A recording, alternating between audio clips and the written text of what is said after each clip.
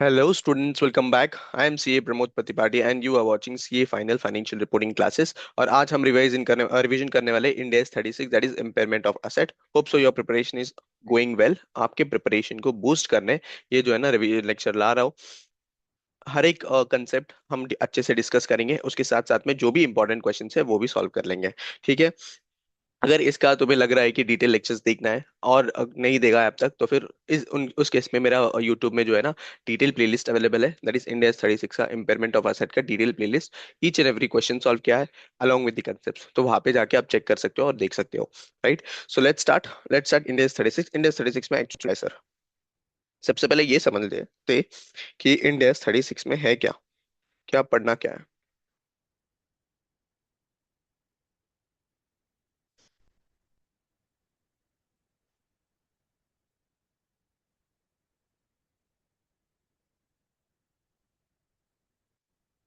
Right. India 36 that is impairment of asset.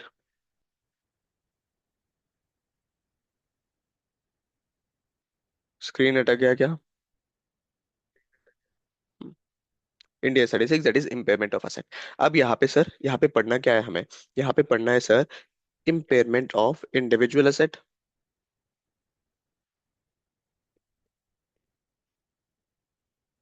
Then आता है impairment of CGU. Right. Impairment of CGU, फिर उसके बाद हमें पढ़ना है गुडविल का ट्रीटमेंट. फिर देखना है एक कॉर्पोरेट असेट. और लास्ट में एक और आ जाता है कंसो फाइनेंशियल स्टेटमेंट में, सीएफएस में हमें गुडविल का क्या ट्रीटमेंट होगा. मोटा मोटा हम क्या करना है, मोटा मोटा 5 टॉपिक्स पढ़ना है sir. Individual, then CGU, third goodwill treatment, fourth corporate asset, fifth वाला जो है ना कंसोलिडेटेड फाइनेंशियल स्टेटमेंट में ट्रीटमेंट करना है. So let's start with the individual asset. Impairment individual asset का impairment. Impairment. Right. Individual asset का इम्पेयरमेंट कैसा होगा सर? पहले तो इंडिविजुअल एसेट समझ लेते हैं. Individual asset is nothing but एक कोई भी इंडिविजुअल मशीनरी हुआ या फिर कोई इंडिविजुअल बिल्डिंग हुआ जो किसी के ऊपर डिपेंडेंसी नहीं है, इसका इंडिविजुअल कैश फ्लो जनरेट कर रहा है, इसका मार्केट वैल्यू अवेलेबल है और इसको मैं रेडिली बेच सकता हूँ. राइट. इसका रेडिली बेच सकता हूँ. तो फिर उस केस में यहाँ पे इम्पेयरमेंट हो सकता है. तो फिर इम्पेयरमेंट कब होगा? जब मेरा कैरिंग अमाउंट जब मेरा carrying amount is more than my recoverable amount. Right. When my carrying amount is more than my recoverable amount. अब कैरिंग अमाउंट कैसे निकलेगा sir? Original cost minus depreciation. Right. Original cost minus depreciation. और recoverable amount कैसे निकलेगा sir? Recoverable amount के लिए दो चीजें हैं. क्या सर? वैल्यू इन यूज और fair value less cost to disposal. Right. Fair value less cost to disposal. Whichever is beneficial, यानी विच एवर इज हायर मेरा जो है ना, वो मेरा रिकवरेबल अमाउंट होगा. Whichever is higher. right, whichever is higher will be my recoverable amount. In case my recoverable amount is less than my carrying amount, तो फिर यहाँ पे impairment loss आ जाएगा. तो यहाँ पे impairment loss आ जाएगा. ये चीज समझ गया? ठीक है. ये चीज समझ गया. अब यहाँ पे सर ये वैल्यू इन यूज जो है ना, ये वैल्यू इन यूज को कैसे कंप्यूट करते हैं? ये वैल्यू इन यूज हमें जो कैश फ्लोस है, कैश फ्लोस को डिस्काउंट करता है. Discounted eight market rate. ठीक है. अब ये कैश फ्लोस में क्या क्या इंक्लूड करेंगे सर? कैश फ्लोस में हम क्या इंक्लूड करेंगे? एक तो कैश फ्लो, कैश इनफ्लोस. ठीक है. Inflows of cash. फिर उसके बाद अगर स्क्रैप वैल्यू है. ठीक है. अगर स्क्रैप वैल्यू है, स्क्रैप वैल्यू इंक्लूड करेंगे सर. यहाँ पे क्या? Restoration cost. फिर उसके बाद रिस्टोरेशन कॉस्ट के बाद कोई रिवीजन इन वैल्यू आता है, ये सारी चीजें इंक्लूड करेंगे क्या? ये सारी चीजें इंक्लूड नहीं करेंगे. यहाँ पे वैल्यू इन यूज में सिर्फ और सिर्फ मेरा कैश फ्लो और स्क्रैप वैल्यू, ये दो ही चीज के बेसिस में मैं वैल्यू इन यूज कंप्यूट करूंगा. राइट. फिर उसके बाद यहाँ पे fair value less cost to disposal. Fair value less cost to disposal कैसे कंप्यूट करेंगे हम? Fair value less cost to disposal हम कैसे कंप्यूट करेंगे सर? यहाँ पे देखेंगे सबसे पहले first thing that second hand market market में मेरा जो असेट है वो बिक रहा है क्या? सेकेंड हैंड मार्केट में मेरा जो असेट है उसका सिमिलर जो असेट है वो बिक रहा है क्या? बिक रहा है, वेल एंड गुड। या फिर देखो सेकेंड, सिमिलर ट्रांजेक्शन। अगर अगर सेकेंड हैंड मार्केट नहीं है, मेरा प्रोडक्ट का जो है ना सेकेंड हैंड मार्केट अवेलेबल नहीं है, तो फिर उस केस में क्या करूंगा सर? उस केस में मैं देखूंगा मेरा similar similar type of product का कोई ट्रांजेक्शन है क्या? यस, नहीं है। अगर नहीं है, अगर है तो वेल एंड गुड, हम वो ट्रांजेक्शन ले लेंगे। अगर नहीं है तो फिर इस केस में यहाँ पे फेयर वैल्यू डिटरमाइनेबल नहीं है, तो उस केस में हम क्या करते हैं sir? Value in use will be considered as my recoverable amount. Value in use is will be considered as my recoverable amount. समझा क्या सर? फिर से बताता हूँ, fair value less cost to disposal. अगर कैसे डिटरमाइन करते हैं? अगर सेकंड हैंड मार्केट अवेलेबल है फॉर माय प्रोडक्ट, देन देख लो सेकंड हैंड मार्केट में कितना बिक रहा है। अगर बिक रहा है तो फिर ठीक है, अच्छा खासा, तो फिर वो value will be my fair value less cost to disposal. Second, we will see that whether there is a similar transaction or a similar kind of transaction, मतलब मेरा जो assets का similar assets का भी बिक रहा है क्या? अगर है तो फिर उस केस में वही लूंगा। अगर नहीं है, दोनों भी केस नहीं है, यानी दोनों भी केस एग्जिस्ट नहीं कर रहा है, तो फिर उस केस में क्या करूंगा सर? उस केस में मेरा जो वैल्यू इन यूज है will be considered as my value in use will be considered as my recoverable amount. Yes, समझा ये चीज? अच्छा सर ठीक है, वैल्यू इन यूज अगर डिटर्मिनेबल नहीं है, समझो मेरा इंडिविजुअल एसेट का वैल्यू इन यूज डिटर्मिनेबल नहीं है, तो फिर उस केस में क्या करेंगे सर? उस केस में सर यहाँ पे मुझे देखना पड़ेगा कि fair value less cost to disposable है क्या। ठीक है, अगर fair value less cost to disposable है, क्या ये रिकवरेबल अमाउंट ले सकता हो क्या? बोलो, क्या है? क्वेश्चन क्या है? वैल्यू इन यूज डिटर्मिनेबल नहीं है, इंडिविजुअल एसेट का जो है ना वैल्यू इन यूज डिटर्मिनेबल नहीं है, तो फिर क्या fair value less cost to disposal ये मेरा जो रिकवरेबल अमाउंट कंसिडर कर सकता हो क्या? बिल्कुल भी नहीं। Value in use, sorry, recoverable amount fair value less cost to fair value less cost to sell value in use, sorry, fair value less cost to sell recoverable amount कभी भी मान नहीं सकते। क्यों? क्योंकि value in use is internally determined, right? Value in use जो है ना वो इंटरनली डिटरमाइन होता है। तो फिर उस केस में अगर वैल्यू इन यूज डिटरमाइन नहीं हो पा रहा है, तो फिर उस केस में मैं कहाँ पे बढ़ूंगा? सीजीयू के कंसेप्ट के बेस में। अब सीजीयू के कंसेप्ट के पास बढ़ूंगा इन द सेंस, ये असेट देखूंगा कि कोई भी असेट के ऊपर डिपेंडेंट है क्या। अगर है और smallest group of asset form हो रहा है, तो फिर एज ए सीजीयू का मैंने क्या करूंगा? वैल्यू इन यूज डिटरमाइन करूंगा सर। यस, ये समझ में आ गया? कोई डाउट है इसमें? बताओ। देन उसके बाद यहाँ पे आगे सर समझो कैश फ्लो। अब ये कैश फ्लो है ना, इन केस अगर कैश फ्लो एस्टिमेट नहीं कर पा रहा है, एस्टिमेट नहीं कर पा रहे, राइट? तो फिर उस केस में क्या करेंगे सर? हम एस्टिमेट नहीं कर पा रहे हैं एंड दी एब्सोल्यूट फिगर, तो फिर अगर इन केस अगर मुझे पता है कि प्रोबेबिलिटी है कि फर्स्ट ईयर में मैं 50% कमाऊंगा, सेकेंड ईयर में एक पर्टिकुलर अमाउंट का 70% कमाऊंगा, तो फिर प्रोबेबिलिटी के बेसिस में, क्या प्रोबेबिलिटी के बेसिस में मैं इसको कैश फ्लो कंप्यूट कर लूंगा, राइट? प्रोबेबिलिटी के बेसिस में कंप्यूट करूंगा। In case cash flows are not probable, ठीक है? अगर in case cash flows are given in ranges, high range और लो रेंज, ठीक है? अगर कैश फ्लो जो है ना वो रेंजेस में दिया है, that is high range and low range, तो फिर इस केस में क्या करूंगा? इस केस में करूंगा sir high plus low range divided by 2 करूंगा। ठीक है, अगर इन केस मुझे कैश फ्लो रेंजेस में दिया है, यानी क्या, 100 रुपीज to 200, ऐसा रेंज में दिया है, बिटवीन 100 to 200, तो फिर यहाँ पे क्या करूंगा? इसका एवरेज लूंगा, डिवाइड बाय 2 कर दूंगा। ठीक है, डिवाइड बाय 2 करूंगा तो फिर मेरा ये कैश फ्लो आएगा। ये कैश फ्लो मैं वैल्यू इन यूज कंप्यूट करने ले लूंगा। देन नेक्स्ट थिंग, एक और चीज sir, market rate of interest मैं कौन सा कंसिडर करूंगा sir? Market rate of interest जो है ना प्री टैक्स कंसिडर करूंगा, राइट? प्री टैक्स मैं कंसिडर करूंगा। ये मोटा मोटा चीज है किसके रिलेटेड? इंडिविजुअल असेट का। अब आएगा sir reversal of impairment loss. तो इम्पेयरमेंट लॉस को मतलब इम्पेयरमेंट लॉस हमने फर्स्ट ईयर में रिकग्नाइज किया था सर, राइट? फर्स्ट ईयर में हमने रिकग्नाइज किया था, और सेकेंड ईयर में क्या हुआ? रिकवरेबल अमाउंट में क्या हुआ? इंक्रीज आ गया, राइट? तो फिर फर्स्ट ईयर में समझो फॉर एग्जांपल, फर्स्ट ईयर में मैंने इम्पेयरमेंट लॉस कर लिया था 10,000 का, राइट? एंड सेकेंड ईयर में यहाँ पे रिकवरेबल अमाउंट में इंप्रूवमेंट है, ठीक है? रिकवरेबल अमाउंट में इंप्रूवमेंट है, तो फिर मुझे रिवर्सल करना है। अब ये जो रिवर्सल है, रिवर्सल कब कहाँ तक कर सकता? यानी मैक्सिमम रिवर्सल कंप्यूट करना पड़ेगा ना, तो फिर उसके लिए हम क्या करते हैं? उसके लिए हम करते हैं सर, बुक वैल्यू ले लेते हैं। Book value of asset, that is nothing but carrying amount, ठीक है? Carrying amount. और in case there had not been any impairment loss. अगर इम्पेयरमेंट लॉस होता ही नहीं तो फिर उस केस में मेरा बुक वैल्यू क्या होता? In case there had not been any impairment loss,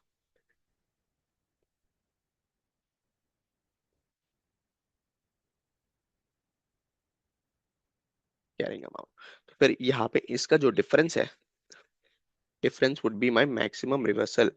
difference would be my maximum reversal. तो फिर इसका हमने एग्जांपल लिया था आई गेस, राइट? इसका एग्जांपल लिया था रेगुलर क्लास में। बस वहां पे अगर तुम्हें देखना है क्या करना है कैसे करना है तो फिर एग्जांपल देख लेना। सिंपल है सर, क्या करेंगे इन केस मेरा जो है ना book value of the assets, sorry impairment क्या है, और इम्पेयरमेंट और सब्सिक्वेंटली क्या हो रहा है, रिकवरेबल अमाउंट इंप्रूव हो रहा है।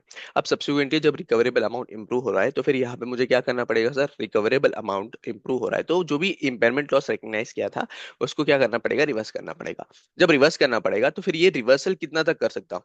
तो ऑलरेडी मेरे पास बुक्स में वैल्यू दिखता रहेगा, ये देखो बुक्स में ये वैल्यू दिख रहा है, राइट? बुक्स में ये वैल्यू दिख रहा है। और मुझे कंप्यूट करना पड़ेगा, अगर इम्पेयरमेंट लॉस नहीं होता, इम्पेयरमेंट लॉस नहीं होता तो फिर उस केस में मेरा जो इम्पेयरमेंट लॉस नहीं होता तो कैरिंग अमाउंट क्या होता, ठीक है? कैरिंग अमाउंट जो होना चाहिए था in the sense if there had not been any impairment loss minus मेरा book value of the assets will be my maximum reversal, will be my maximum reversal. तुम्हें आ जाओ, मैं क्या करता हूँ ना, ये करता हूँ एग्जांपल दिखा देता हूँ फॉर बेटर अंडरस्टैंडिंग।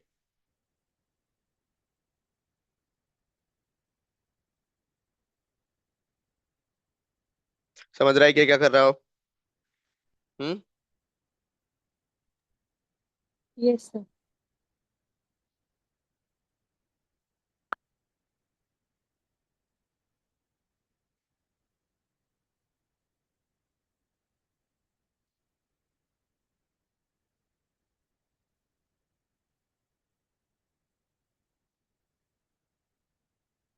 ये रहा पहला एग्जांपल बताया था।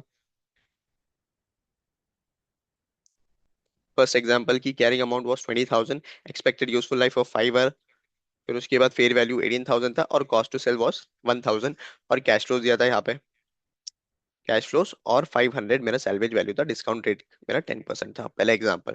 अब यहाँ पे क्या हो रहा है सर, मुझे क्या निकालना पड़ेगा, रिकवरेबल अमाउंट निकालना पड़ेगा। रिकवरेबल अमाउंट कैसे निकलूंगा, fair value less cost to sell और मेरा value in use whichever is higher.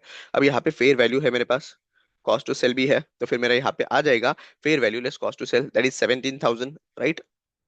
फिर वैल्यू इन यूज कैसे कंप्यूट करूंगा सर, जो भी कैश फ्लो है उसको डिस्काउंट करके। यहाँ पे जो कैश फ्लोस था मेरा, कैश फ्लोस था, कैश फ्लोस को डिस्काउंट कर लिया, तो फिर यहाँ पे मेरा ये वैल्यू इन यूज आया, विच एवर इज बेनिफिशियल ले लेंगे, विच एवर इज हायर ले लेंगे। तो मेरा यहाँ पे fair value less cost to disposal was 17,000, and यहाँ पे मेरा वैल्यू इन यूज वाज 10,793। तो फिर यहाँ पे कौन सा ले लेंगे सर, 17,000 मेरा एज अ रिकवरेबल अमाउंट ले लेंगे, देखो यहाँ पे, राइट? फिर उसके बाद मेरा book value was 20,000, book value was 20,000, तो यहाँ पे इम्पेयरमेंट लॉस आ गया कितना, 3,000 का। This was my basic impairment. कैसे करेंगे बेसिक इम्पेयरमेंट, हम कैसे कंप्यूट करते हैं वो देख लिया था यहाँ पे, राइट? देन उसके बाद हमने आ गए रिवर्सल में। रिवर्सल में क्या है सर, 1/4/2017 को मेरा जो cost of asset was 10 years, sorry 10,000, और estimated useful life was 10 years. Salvage value 0 था, रिकवरेबल अमाउंट जो है ना 7,000 था, और recoverable amount on 31 March X3 was 20, sorry 31 March 2020 was 9,000, right? तो फिर यहाँ पे मुझे reversal of impairment loss compute करना था, राइट? तो फिर फर्स्ट मुझे क्या करना पड़ेगा, फर्स्ट मुझे कैरिंग अमाउंट निकालना पड़ेगा। ओरिजिनल कॉस्ट 10,000 ले लिया, यूजफुल लाइफ 10 ईयर्स ले लिया, और मैंने डिप्रिसिएशन चार्ज करके मेरा कैरिंग अमाउंट ले लिया sir, that is 9,000। On 31 March X8 यानी 2018 मेरा यहाँ पे रिकवरेबल अमाउंट वो 7,000 एंड मेरा कैरिंग अमाउंट वो 9,000। तो फिर जो भी डिफरेंस है मेरा इम्पेयरमेंट लॉस बन गया, दैट इज फॉर 2,000, राइट? अब जो है ना मेरा revise carrying amount was 7,000, right? मेरा रिवाइज कैरिंग अमाउंट जो है वो 7,000 है।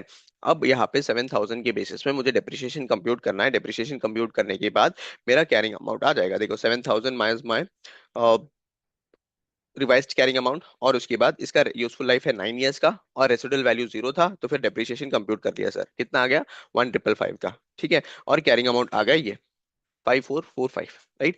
ये मेरे बुक्स में अभी दिख रहा है, हाँ? मेरे बुक्स में ये दिख रहा है, this is existing in my books. अब यहाँ पे मुझे रिवर्सल कंप्यूट करना है, रिवर्सल। यहाँ पे मेरा रिकवरेबल अमाउंट कितना हो गया? 9,000, राइट। अब मुझे देखना है कि मेरा जो ओरिजिनल कैरिंग अमाउंट था, ओरिजिनल असेट कितना था, ओरिजिनल का कैरिंग अमाउंट कितना था? 1,000, राइट, 1,000। और उसके बाद 1,000 से, अगर मैं आज के डेट क्या था, आज के डेट 31 मार्च 2020 तक अगर मैं इम्पेयरमेंट लॉस चार्ज करता ही नहीं हूँ, तो फिर मेरा इम्पेयरमेंट लॉस और मेरा जो कैरिंग अमाउंट है क्या क्या आता है, देखो यहाँ पे। इन केस मेरा ओरिजिनल कॉस्ट पे जो है ना 3 इयर्स का डेप्रिसिएशन चार्ज करता हूँ, तो फिर मेरा यहाँ पे कैरिंग अमाउंट क्या आता? वो 7,000 आता सर। बुक्स में दिख रहा कितना है सर? 5,445। तो फिर जो भी डिफरेंस रहेगा ये मेरा रिवर्सल ऑफ इम्पेयरमेंट लॉस रहेगा। जो भी डिफरेंस रहेगा वो इम्पेयरमेंट लॉस रहेगा। एक और चीज यहाँ पे बोलना भूल गया अभी, मुझे टोटल अप्रिसिएशन देखो, बुक्स में मेरा यहाँ पे कितना था? 5,445, और रिकवरेबल अमाउंट वाज 9,000, राइट। तो फिर 9,000 माइनस 5,445, मेरा टोटल अप्रिसिएशन कितना आ गया? 3,555। लेकिन टोटल अप्रिसिएशन मुझे रिवर्सल अलाउड नहीं है, मैक्सिमम रिवर्सल जो हमने कंप्यूट किया वही अलाउड है। तो जो भी डिफरेंस है दोनों डिफरेंस क्या है सर? 3,555 माइनस मेरा जो मैक्सिमम रिवर्सल है 1,555। इसका जो भी एक्सेस अमाउंट है वो, अगर इन केस हम रिवैल्यूएशन मॉडल फॉलो कर रहे हैं, तो फिर उस केस में उसमें रिवैल्यूएशन रिजर्व में ट्रांसफर कर सकते हैं, in case revaluation model follow कर रहे हैं। अदरवाइज हमें क्या होगा, अदरवाइज मुझे ये करने, कॉस्ट मॉडल फॉलो कर रहे हैं तो फिर उस केस पे ट्रांसफर करने की जरूरत नहीं है। क्या ये चीज समझा? सिंपल है। ये इंडिविजुअल असेट का इम्पेयरमेंट था सर। कुछ मिस आउट किया गया मैंने?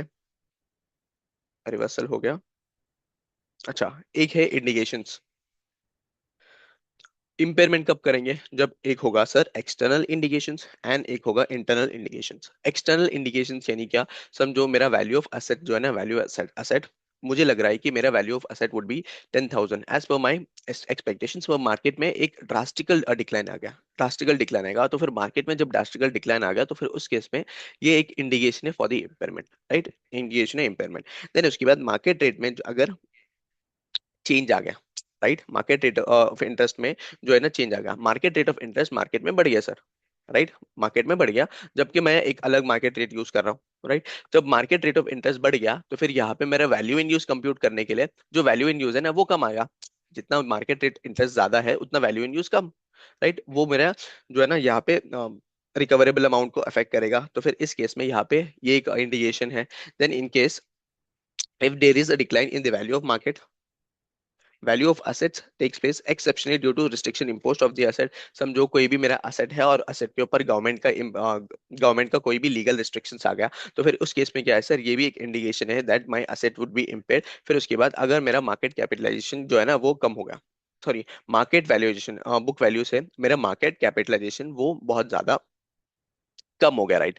मेरा मार्केट कैपिटलाइजेशन से मेरा बुक वैल्यू ज्यादा है, तो फिर उस केस में ये भी एक इंडिकेशन है क्या है कि ये इंपेयरमेंट लॉस हो सकता है। और एक इंटरनल इंडिकेशन है। Internal indication in the sense क्या है सर, यहाँ पे अगर इंटरनली कोई भी असेट डैमेज हो गया यानी क्या, कि मेरा असेट जो है वो डैमेज हो गया और उससे मेरा आउटपुट बहुत कम निकलेगा, तो फिर ये भी एक इंटरनल इंडिकेशन है for the purpose of impairment. तो फिर ये एक्सटर्नल एंड इंटरनल इंडिकेशन के बेसिस में मेरा इंपेयरमेंट टेस्ट होता है सर, राइट।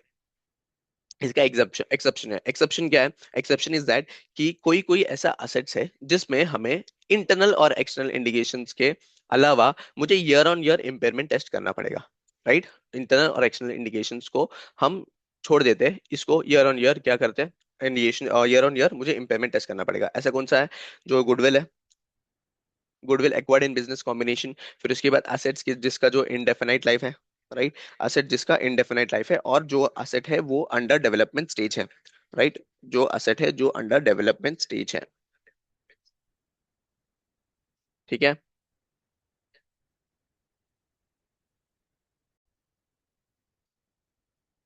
1 मिनट मुंह में पानी पी के आया मैं।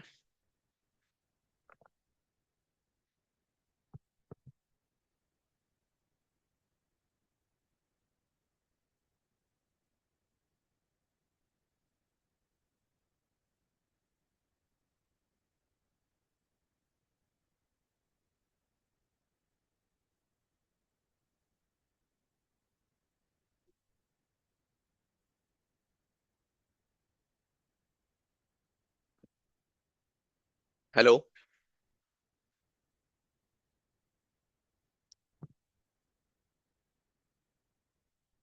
समझ रहा है क्या भूमि?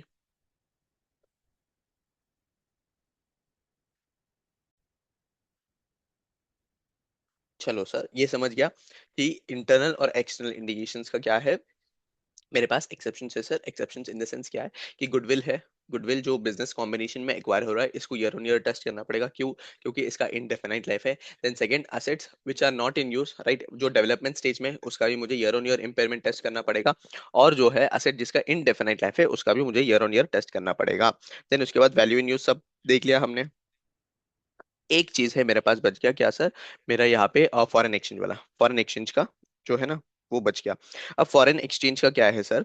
फॉरेन एक्सचेंज के केस में अगर इनकेस समझो मेरा value in use foreign exchange में डिटरमाइन हो रहा है, तो फिर उस केस में क्या करेंगे? फॉरेन एक्सचेंज में उस करेंसी में, किस करेंसी में? उसी करेंसी में जो जो वैल्यू इन यूज डिटरमाइन हो रहा है ना, उसी करेंसी में क्या करूंगा मैं?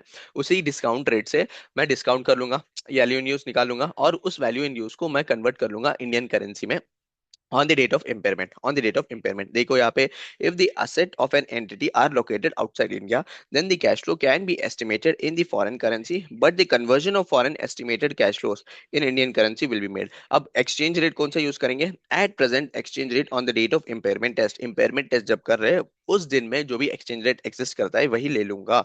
It can be said that cash flow can be anticipated but exchange rate cannot be anticipated। ठीक है, और उसके बाद क्या है? मेरा जो भी कैश फ्लो एस्टिमेट कर रहा हूँ, जो भी cash flow value in use के लिए एस्टिमेट कर रहा हूँ सर, वो मेरा 5 इयर्स तक कर सकता हो। इन प्रैक्टिकल लाइफ 5 इयर्स तक कर सकता हूँ। इन जनरल अगर क्वेश्चन में जितना साल का दिया है उतना साल का कंसिडर कर लेंगे। ठीक है, जितना साल का दिया है उतना साल का कंसिडर कर लेंगे। क्या यहाँ तक समझ गया? कोई डाउट है? No sir. देन आ जाएंगे हम sir impairment of CGU.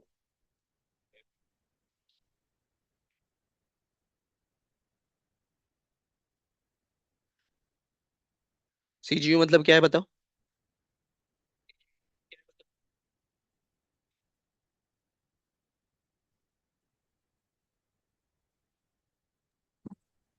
It is a group of asset hmm. uh, where one asset, the output generation of one asset is dependent on other asset. Okay, very good. तो फिर cash generating units nothing but, समझो मेरा जो individual cash individual asset है, और वही individual asset का मेरा वैल्यू इन यूज डिटरमाइन नहीं हो रहा है, राइट? मेरा इंडिविजुअल असेट है, और इंडिविजुअल असेट का जो है ना वैल्यू इन यूज डिटरमाइन नहीं हो रहा है। This is dependent on other asset, right, dependent on other assets. और उसके बाद ये जो है ना, cash flows are generated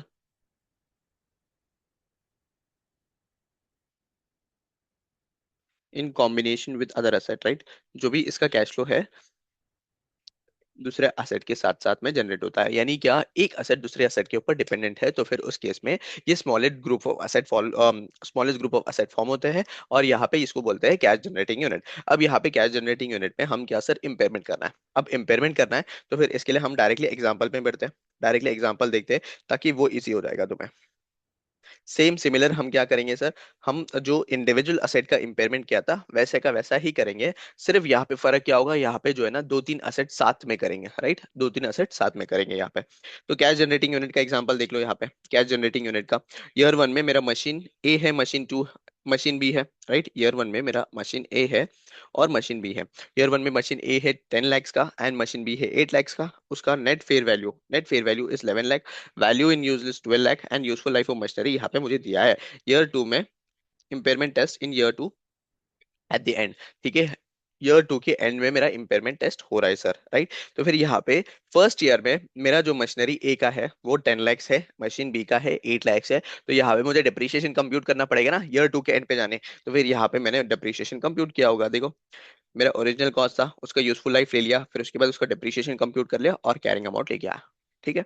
second, मेरा सेकंड जो मशीन बी का मशीन का ओरिजिनल कॉस्ट, यूजफुल लाइफ, फिर डिप्रिशिएशन कंप्यूट किया, कैरिंग अमाउंट लेके आया। ठीक है। फिर उसके बाद यहाँ पे आ गया सर मेरा value in use. Value in use मतलब रिकवरेबल अमाउंट कंप्यूट करना है। अब रिकवरेबल अमाउंट कैसे करेंगे सर? नॉर्मल अपना fair value less cost to disposal और value in use whichever is higher के बेसिस में ही करेंगे ना। तो नेट फेयर वैल्यू यहाँ पे ये आ गया, net fair value in sense fair value less cost to disposal. और वैल्यू इन यूज है मेरे पास 12 lakhs, whichever is higher ले लेते हैं, तो फिर 12 lakhs मेरा यहाँ पे रिकवरेबल अमाउंट आ गया, राइट? तो फिर कैरिंग अमाउंट, टोटल में कितना है 14 lakhs, और मेरे रिकवरेबल अमाउंट से 12 लाख। तो ये बताओ मेरा यहाँ पे इम्पेयरमेंट लॉस होगा या नहीं? बोलो होगा कि नहीं? होगा ना, क्यों? क्योंकि मेरे बुक्स में 14 lakhs है और रिकवरेबल अमाउंट 12 lakhs है, तो 2 लाख का जो है ना इम्पेयरमेंट लॉस आएगा। और ये जो इम्पेयरमेंट लॉस है उसको क्या करूंगा सर, इसके कैरिंग अमाउंट में, ओरिजिनल कैरिंग अमाउंट में, ओरिजिनल यानी क्या? ये देखो यहाँ पे, ये जो ओरिजिनल कैरिंग अमाउंट है, ये ओरिजिनल कैरिंग अमाउंट पे अलोकेट करूंगा, अलोकेशन ऑफ इम्पेयरमेंट लॉस। इसमें अलोकेट कर दूंगा इम्पेयरमेंट लॉस, राइट। ये देखो यहाँ पे मशीन ए का 2 lakhs मेरा इम्पेयरमेंट लॉस था, राइट। मशीन ए का ओरिजिनल कैरिंग अमाउंट कितना है? Original carrying amount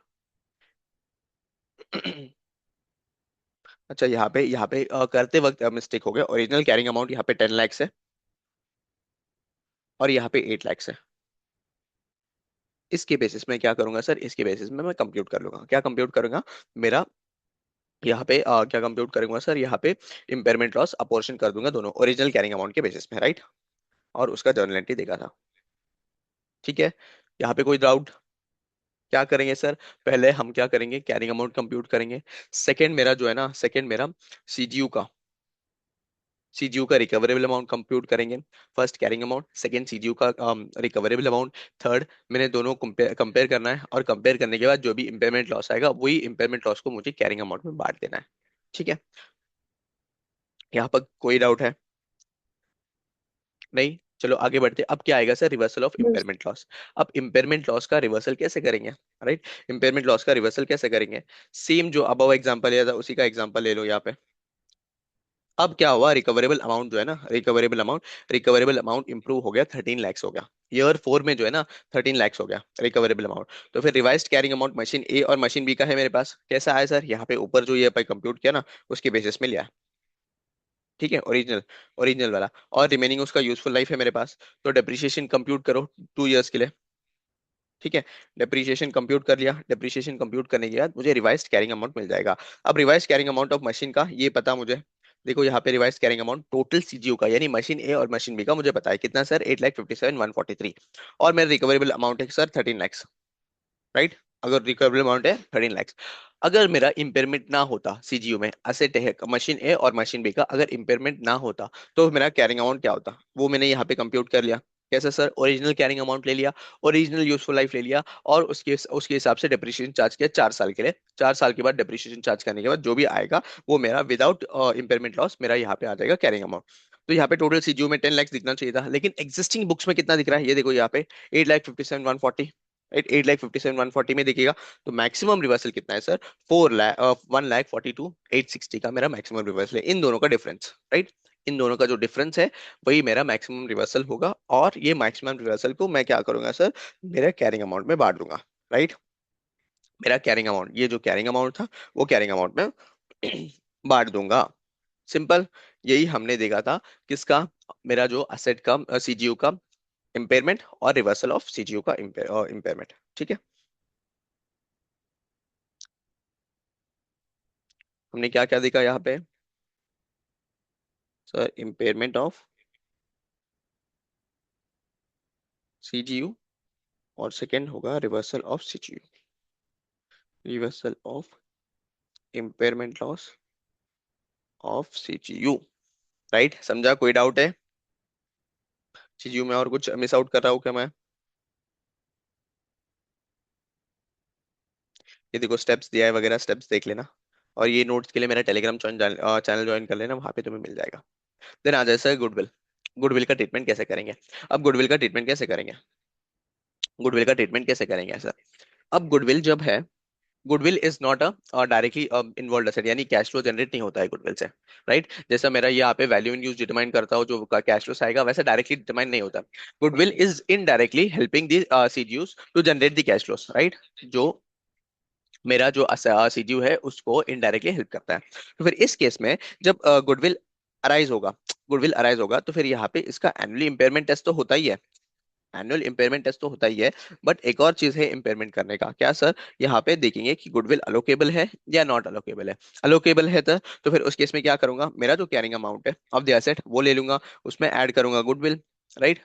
as per दी बेनिफिट रेशियो, यानी क्या, मेरा जो सीजीयू है उसको कितना बेनिफिट दे रहा है उसके बेसिस पे मैं ऐड कर दूंगा। ऐड करने के बाद मेरा रिवाइज्ड कैरिंग अमाउंट आ जाएगा। अब ये जो रिवाइज्ड कैरिंग अमाउंट है, ये वाला पार्ट, हाँ, ये जो रिवाइज्ड कैरिंग अमाउंट है इसको कंपेयर करूंगा रिकवरेबल अमाउंट से।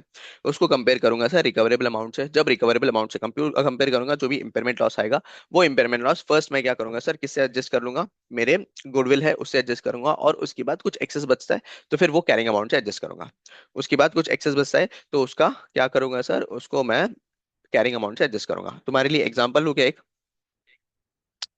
देखो फॉर एग्जांपल, CGU1 है, CGU2 है, यहाँ पे लेता हूँ।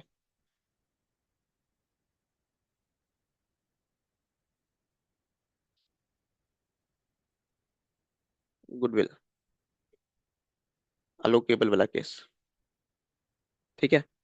CGU1, CGU2 और CGU3, ठीक है।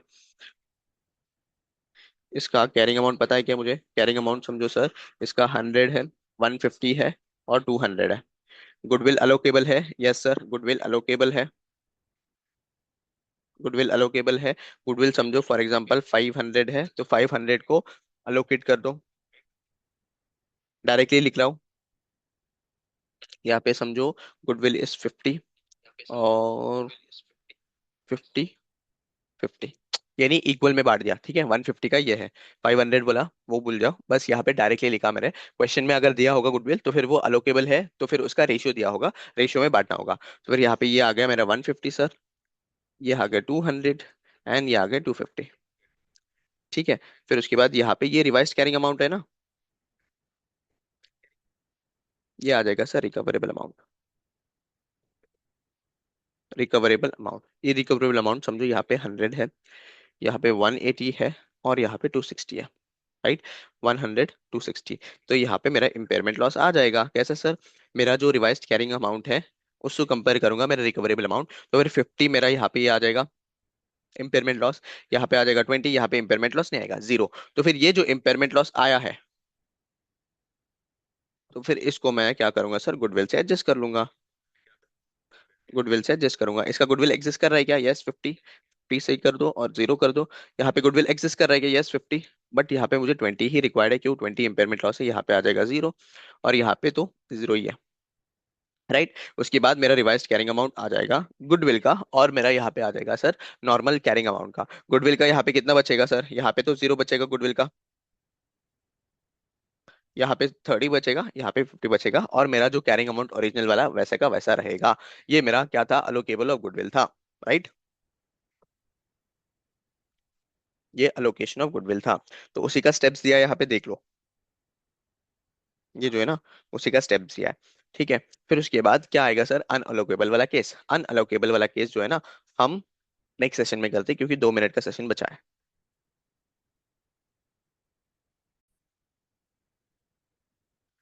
राइट सर, अब करेंगे हम गुडविल जब अनअलोकेबल है।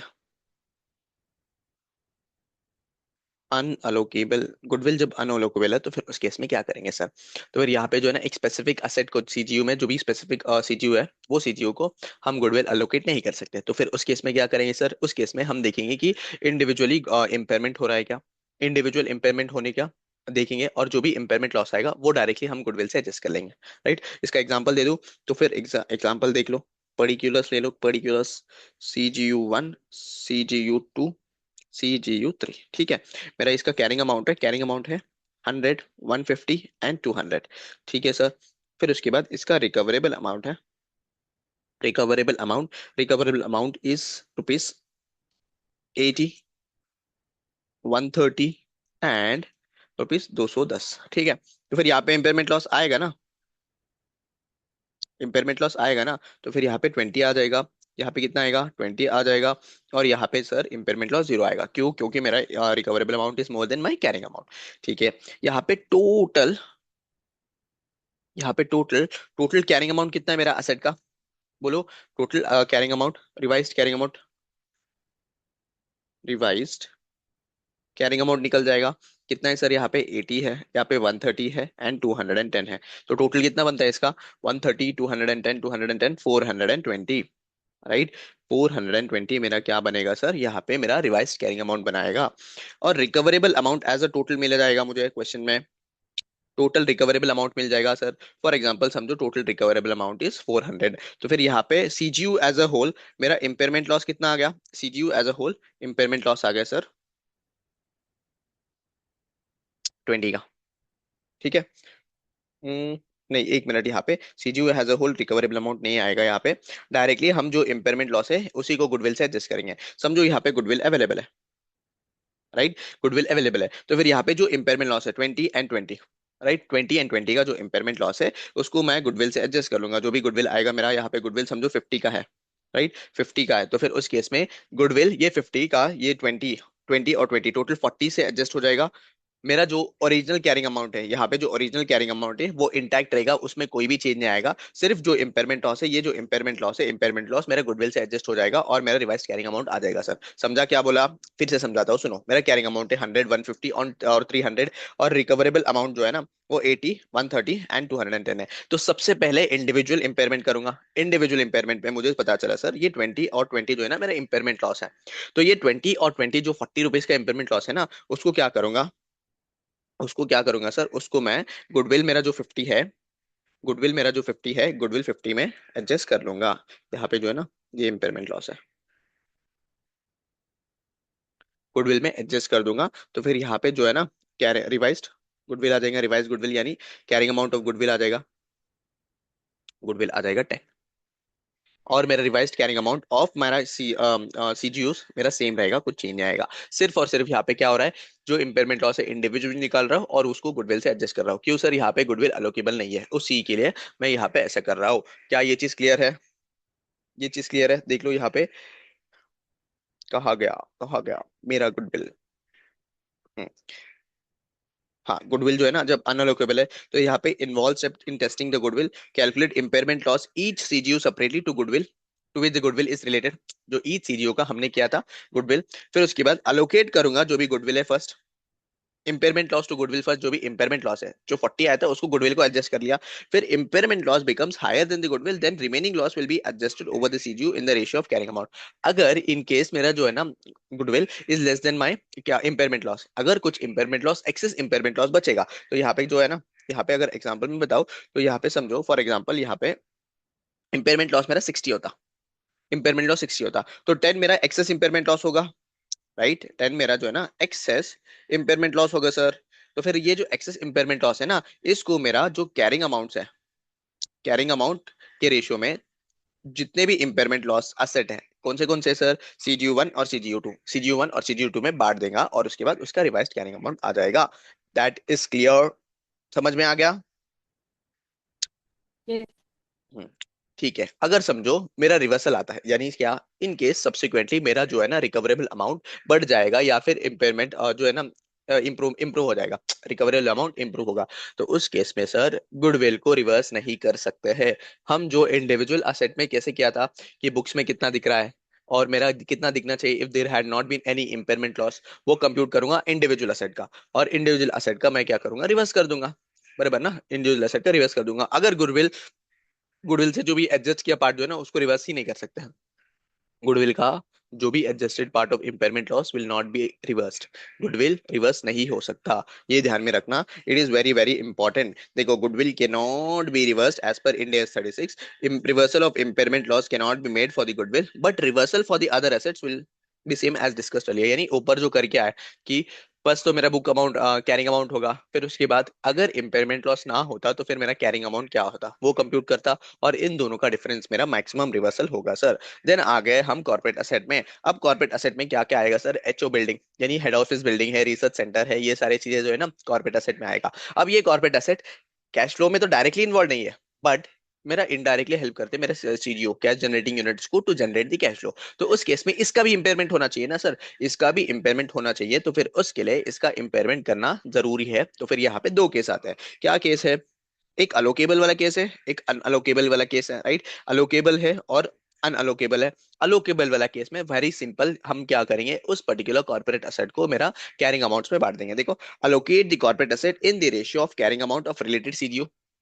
कैसे अलोकेट करेंगे, based on carrying amounts, based on my carrying amount, original carrying amount मेरे असेट का जितना है उसके बेसिस पे मैं क्या करूंगा, अलोकेट कर लूंगा। समझो यहाँ पे गुडविल में सर, गुडविल में हमने कैरिंग अमाउंट के बेसिस में अलोकेट किया था क्या? ये कंफ्यूजन रहता है, गुडविल में कैरिंग अमाउंट के बेसिस में नहीं किया होगा।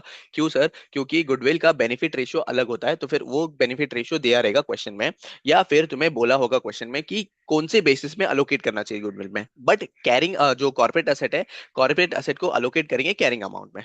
इवन क्वेश्चन इज साइलेंट, हम अलोकेट करेंगे कैरिंग अमाउंट में, ठीक है सर।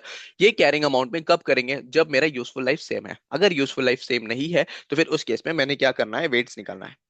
वेट्स निकालना है। वेट्स कैसे निकलेंगे sir? Carrying amount into useful life करके निकलूंगा, और उसके बाद जो भी वेट्स आएगा उसके बेसिस में मेरा कॉर्पोरेट एसेट को बांट दूंगा। सिंपल। फिर उसके बाद करूंगा सर, क्या करूंगा, इम्पेयरमेंट लॉस का कैलकुलेट करूंगा। Impairment loss after including corporate asset. मैंने कैरिंग अमाउंट था, कैरिंग अमाउंट में ऐड कर दिया मेरा corporate asset based on my carrying amount.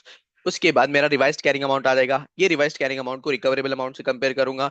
जब रिकवरेबल अमाउंट से कंपेयर करूंगा, if my recoverable amount is less then my carrying amount, तो फिर उस केस में इंपेयरमेंट लॉस आएगा। अब इंपेयरमेंट लॉस जो आया, इंपेयरमेंट लॉस जो आया, अब यहाँ पे इसको कॉर्पोरेट एसेट से एडजस्ट करूंगा, ऐसा नहीं होगा। यहाँ पे क्या करेंगे, मेरा जो सीजीओ है और कैरिंग अमाउंट है, कॉर्पोरेट एसेट है, सीजीओ का कैरिंग अमाउंट है और कॉर्पोरेट एसेट का कैरिंग अमाउंट है, इन दोनों के जो कैरिंग अमाउंट के रेशियो में बांट दूंगा। देखो, divide the impairment loss between CGO and corporate asset in the ratio of the carrying amount, carrying amount के रेशियो में बांट दूंगा सर।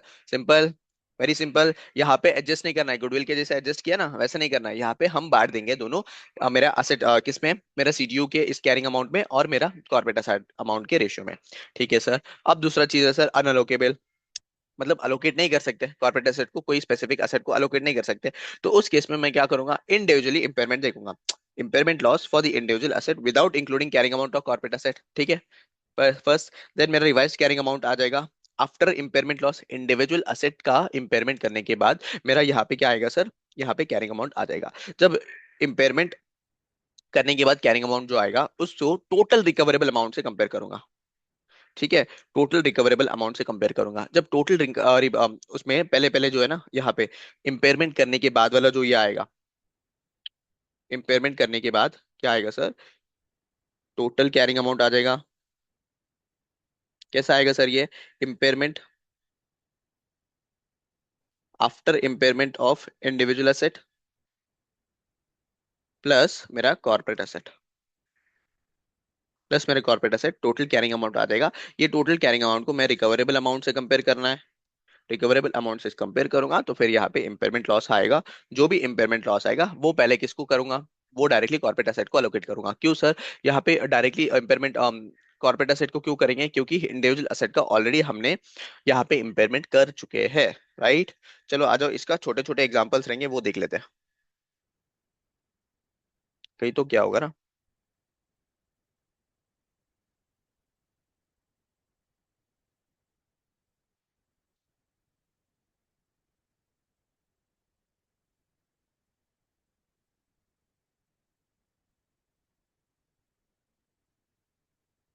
ये देखो, क्वेश्चन ही क्या था directly.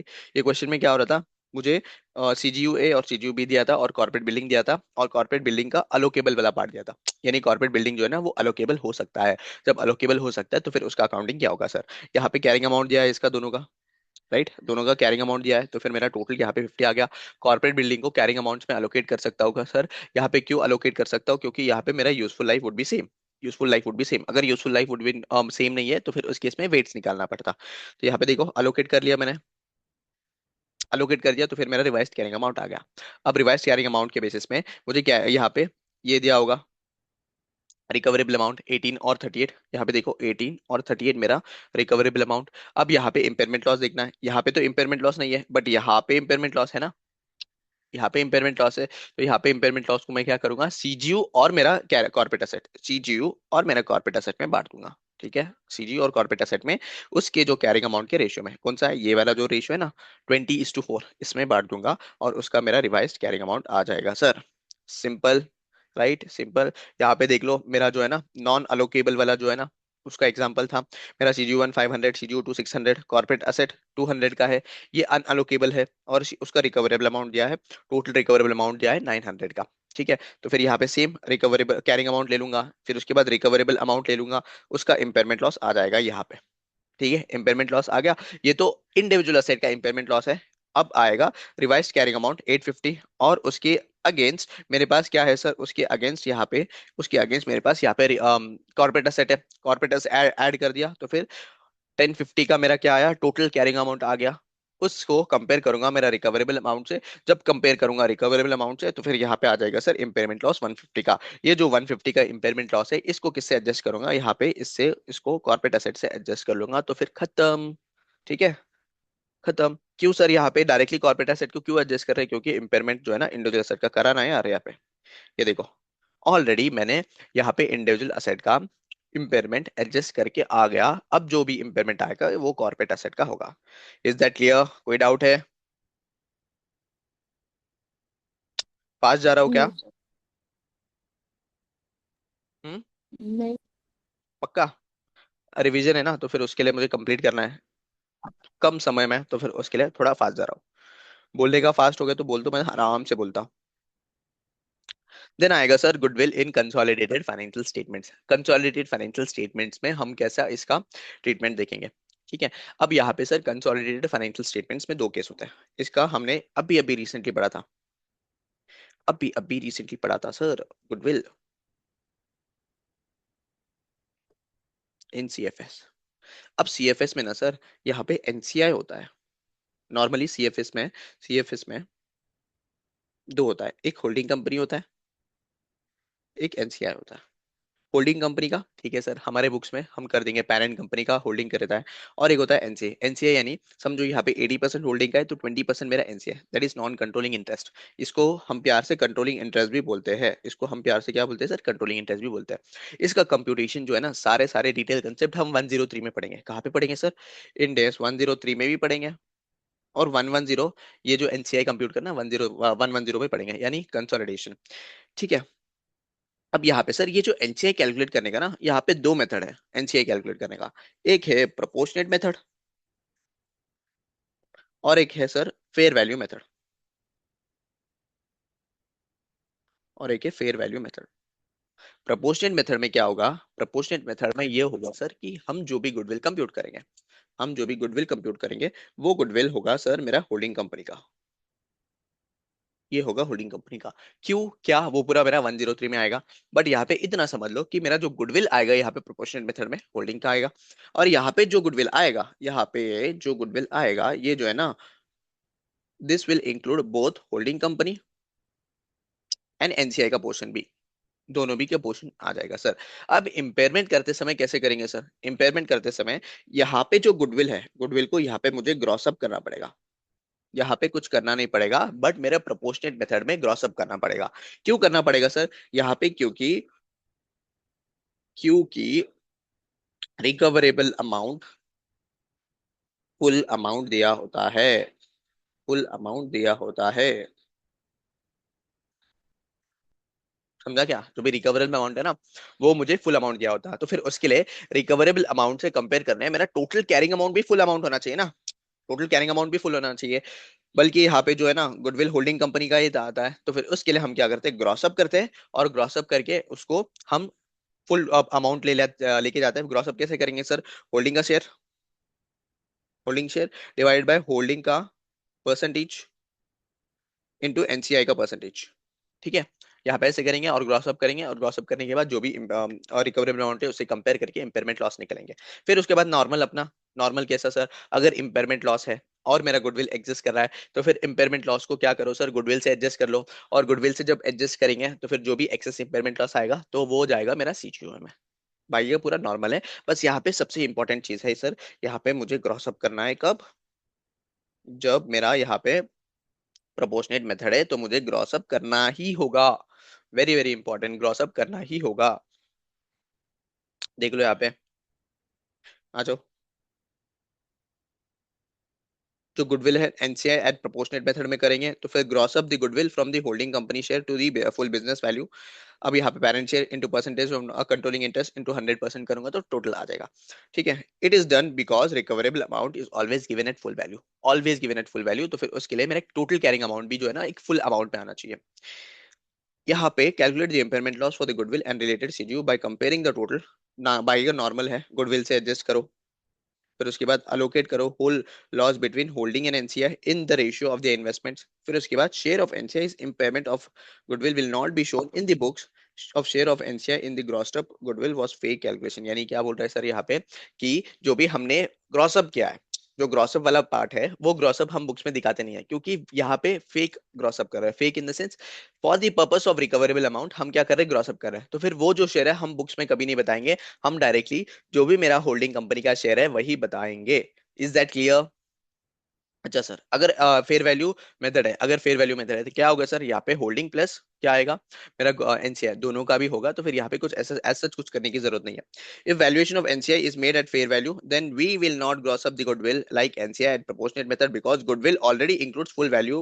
We will test the impairment of goodwill and other assets in a normal way and the impairment loss will be shared between holding and NCI and it whether it comes for the goodwill or for other assets। Simple है sir. सिर्फ मेरा fair value method में मेरा क्या होगा, directly goodwill of holding and NCI दोनों भी दिया होगा। जब दोनों भी दिया होगा तो फिर इस केस में ग्रॉसअप करने की जरूरत नहीं है। अब ग्रॉसअप करने की जरूरत नहीं है और जो भी मेरा इंपेयरमेंट लॉस आएगा वो होल्डिंग के शेयर और एनसीआई के शेयर में बांट देगा, देन स्टोरी खत्म हो जाएगा। Is that clear? देन आ जाएगा Yes. Important note on annual impairment test. Annual impairment test हमने देखा था ना, अभी देखा था सर, जो एक्सटर्नल और इंटरनल इंडिकेशन है, और वो एक्सटर्नल और इंटरनल इंडिकेशन में हमने एक्सेप्शन देखा। अब ये एक्सेप्शन क्या है कि गुडविल समझो, goodwill has an indefinite life. Indefinite life यानी इसका मुझे वैल्यू पता नहीं है, यूजफुल लाइफ पता नहीं है। अब यूजफुल लाइफ जब पता नहीं है तो सर इसको क्या करना पड़ेगा सर, मुझे year on year impairment test करना पड़ेगा। क्या करना पड़ेगा? Year on year impairment test करना पड़ेगा। तो यहाँ पे जब year on year impairment test करना है, अगर समझो इन बिटवीन मुझे इंडिकेशन मिल गया कि इन बिटवीन मुझे इंडिकेशन मिल गया, मतलब क्या है देखो, यहाँ पे ये मेरा 1 ईयर का गैप है और यहाँ पे मैं जो है ना ईयर 1 का इंपेयरमेंट कर रहा हूँ। बट यहाँ पे इन बिटवीन जो है ना, इन बिटवीन मुझे क्या मिल गया, मुझे यहाँ पे इंडिकेशन मिल गया दैट दी गुडविल में बी इम्पेयर्ड। तो फिर उस केस में अगर यहाँ पे इन बिटवीन कुछ इंडिकेशन मिल रहा है तो फिर यहाँ पे हम इम्पेयरमेंट टेस्ट कैरी ऑन कर लेंगे। ठीक है, इम्पेयरमेंट टेस्ट कैरी आउट करेंगे। ठीक है, अदरवाइज मेरा year on year impairment test होता ही रहेगा। सिंपल। फिर उसके बाद सेम, मेरा सेम कंसेप्ट अप्लाइज टू जो intangible asset under development stage और जिसका इनडेफिनाइट लाइफ है ना, इनडेफिनाइट लाइफ, इसको भी सेम अप्लाई होता। सिर्फ इतना समझ लो कि सर अगर मेरा इनडेफिनाइट लाइफ है तो फिर उस केस में क्या होगा, एनुअल इंपेयरमेंट टेस्ट होगा। और एनुअल इंपेयरमेंट टेस्ट के बीच में अगर मुझे कोई भी इंडिकेशन मिल रहा है कि यह सर यहाँ पे इंपेयरमेंट हो सकता है, तो फिर उस केस में इंपेयरमेंट टेस्ट करेंगे। अगर इंपेयरमेंट है तो फिर उस केस में उसको लॉस रिकग्नाइज कर लेंगे। ठीक है, यहाँ पे देख लो, if any indication for the impairment takes place on the earlier date, मतलब क्या, जो मेरा एक्चुअल इम्पेयरमेंट टेस्ट का डेट है उससे पहले होता है, then annual impairment test, then we should carry out the impairment test on the date of such indication and we should not wait for the date of impairment, we should not wait for the date of impairment. ठीक है, okay sir, समझ गया। Then आगे देखते हैं sir, अगर inter transfer department है, inter department transfer है, मतलब एक डिपार्टमेंट से दूसरा डिपार्टमेंट ट्रांसफर कर रहा है। यानी क्या सर, ये जो है ना, ऐसा समझो, ये एक असेट का आउटपुट दूसरे असेट में जा रहा है, इसका जो है ना प्रोडक्ट का आउटपुट एक असेट का दूसरे में जा रहा है, राइट। और ये जो है ना ये फाइनल प्रोडक्ट बना के बेच रहा है। अब मुझे देखना है ये वाला जो असेट है, ये वाला जो असेट है, मशीनरी जो भी हो सकता है, इसका इंडिविजुअल कैश फ्लो जनरेट होता है क्या, यानी इसका एक्टिव मार्केट अवेलेबल है क्या, है या नहीं, वो देखना है। सेकंड, इसका इंडिविजुअल कैश फ्लो है या, और ये इसको इंडिविजुअली सेल कर सकता हो क्या, इंडिविजुअली क्या कर सकता हो सर, सेल कर सकता हो क्या, और इंडिविजुअली मार्केट एग्जिस्ट कर रहा है क्या इसका, यानी इसका जो प्रोडक्ट है ना उसका सेपरेट मार्केट है क्या। अगर है, अगर है तो फिर उस केस में ये जो इंडिविजुअल असेट है, इसका इंपेयरमेंट हम इंडिविजुअल असेट का, जो हमने कंसेप्ट पढ़ के आया ना कि इंडिविजुअल असेट का इंपेयरमेंट कैसे करते हैं, उसी के बेसिस में हम यहाँ पे इंपेयरमेंट करेंगे। अगर यहाँ पे मेरा यहाँ पे सेपरेट मार्केट एग्जिस्ट नहीं कर रहा है, इंडिविजुअली कैश फ्लो जनरेट नहीं कर रहा है, तो फिर यहाँ पे इन दोनों को एज अ सीजीयू मान के हम क्या करेंगे सर, इंपेयरमेंट करेंगे। सिंपल। सेम जो ऊपर करके आया है वही है, सिर्फ इंटर ट्रांसफर डिपार्टमेंट, यानी ये एक एडिशनल पार्ट बताया कि इंटर ट्रांसफर में डिपार्टमेंट हो रहा है, मतलब एक असेट का प्रोडक्ट दूसरे असेट का आउटपुट, एक असेट का आउटपुट दूसरे असेट का इनपुट हो रहा है, तो फिर उस केस में क्या करेंगे? ठीक है, उस केस में क्या है सर, उसका सेपरेट मार्केट एग्जिस्ट कर रहा है उसके प्रोडक्ट के लिए, और इंडिविजुअल कैश फ्लो जनरेट कर पा रहा है, तो फिर वेल एंड गुड, तो फिर उसका सेपरेट इम्पेयरमेंट होगा। अगर नहीं जनरेट कर पा रहा है तो फिर एज अ सीजीयू करके हम क्या करेंगे, उसका इम्पेयरमेंट कर देंगे। Then these are the basic disclosures जो एग्जाम में मुश्किल से आ सकता है, बस देख लो ना कि इंडिविजुअल असेट की क्या क्या होगा। इंडिविजुअल असेट के केस में कितना इम्पेयरमेंट लॉस, रिटर्न ऑफ क्या है, second reversal of impairment loss कितना है, रिवर्सल ऑफ इम्पेयरमेंट लॉस कितना है, रिवर्सल ऑफ इम्पेयरमेंट लॉस कितना है। देन उसके बाद सीजीयू, सीजीयू में क्या बेसिस पे हम सीजीयू फॉर्म किया, राइट, क्या बेसिस में सीजीयू फॉर्म किया। सेकंड, जो भी असेट्स इन सीजीयू है उसका कैरिंग अमाउंट क्या होगा, जो भी असेट्स इन सीजीयू है उसका रिकवरेबल अमाउंट क्या होगा। उसके बाद सीजीयू एज अ होल कोई भी इम्पेयरमेंट लॉस रिकग्नाइज किया है क्या, ठीक है, ये सारी चीजें हम देखेंगे। देन आता है सर गुडविल। अब गुडविल में क्या करेंगे, गुडविल में सर करंट ईयर में कुछ इंपेयरमेंट लॉस है गुडविल में, मेथड ऑफ ट्रीटमेंट क्या, यानी एनसीआई वाला है या फेयर वैल्यू मेथड है, वो मुझे बताना पड़ेगा। Then corporate asset, corporate asset में क्या है, कौन से कॉर्पोरेट एग्जिस्ट कर रहे हैं, कॉर्पोरेट एसेट एग्जिस्ट कर रहे हैं। फिर उसके बाद कॉर्पोरेट एसेट अलोकेबल है या अनअलोकेबल है वो देखेंगे। फिर उसके बाद जो भी इंपेयरमेंट लॉस है वो इंपेयरमेंट लॉस हम कैरिंग अमाउंट में, जो भी कॉर्पोरेट एसेट की कैरिंग अमाउंट में बांटा है कि नहीं, एडजस्ट किया है कि नहीं, वो सारे डिस्क्लोजर्स हम देखेंगे। Is that clear? हमारा ये कंसेप्ट वाला पार्ट खत्म हो गया, राइट, कंसेप्ट वाला पार्ट हमारा खत्म हो गया। क्या हम एक और सेशन करें क्या, बोलो?